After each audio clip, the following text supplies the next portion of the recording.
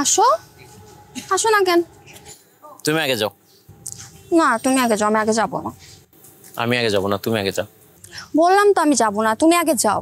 না আমি যাব না। দেখো প্রত্যেকটা সংসারে ঝগড়াঝাটি হয়, তার জন্য তোমাকে ডিভোর্স দিতে হবে? তুমি সেটা ভালো জানো। সকালের ব্রেকফাস্টও তো তুমি নিজের সিদ্ধান্তে বানাও, এখন এত বড় একটা সিদ্ধান্ত তুমি আমাকে নিতে বলছো। তোমার আইডলেরও তো সংসার ভেঙে গেছে। তাতে আমার কি? তার সঙ্গে আমার কি সম্পর্ক? তার সঙ্গে তো আমার কোনো সম্পর্ক নেই। তার ব্যক্তিগত লাইফ তার, আমার ব্যক্তিগত লাইফ আমার। আর তাছাড়া তোমার আইডলেরও তো সংসার ভেঙে গেছে, আর সেটা দেখে তুমি এখন আমাকে ডিভোর্স করতে চাইছো। আমি তো চাচ্ছি না, কারণ যাদের সাথে আমাদের কোনো রক্তের বন্ধন নেই, যাদেরকে জাস্ট আমরা ফোনের স্ক্রিনে দেখি, তাদেরকে দেখে লাইফের ফরম্যাট চেঞ্জ করতে হবে। আমরা ভুল করছি না তো? অবশ্যই ভুল করছি, আসলে আমরা বোকামি করছি। কারণ যাদের দেখে আমরা আলাদা হচ্ছি, তারা দেখবা একসময় ঠিকই মিলে যাবে, অথবা নতুন কোনো পার্টনারের সঙ্গে লাইফ সেট করে ফেলবে।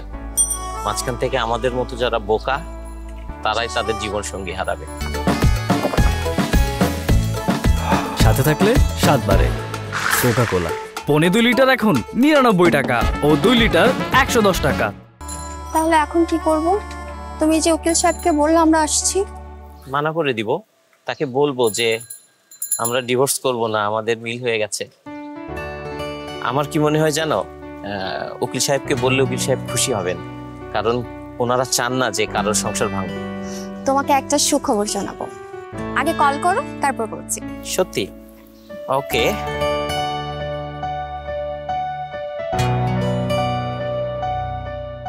Hello sir.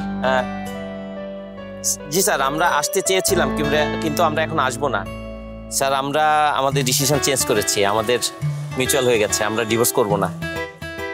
জি স্যার, থ্যাংক ইউ স্যার। আসসালামু আলাইকুম, দোয়া করবেন। এখন তাহলে জানো কি সুখবর? বলো বলো, তাড়াতাড়ি বলো। তুমি বাবা হতে চলেছ। কি? সত্যি? Yes yes yes yes, thank you. তুমি এত বড় একটা গুড নিউজ এতক্ষণ চেপে রেখেছো? ভেবেছিলাম যখন সাইন করব তখন তোমাকে বলে চমকে দিব, কিন্তু আর ততদূর যেতে হলো না। চলো। কোথায়? থানায় না হসপিটালে? রেস্টুরেন্টে। আমরা আমাদের এই সুন্দর মুহূর্তটা সেলিব্রেট করব। চলো। কি খাবা বলো? তুমি যা খাওয়া। চাইনিজ।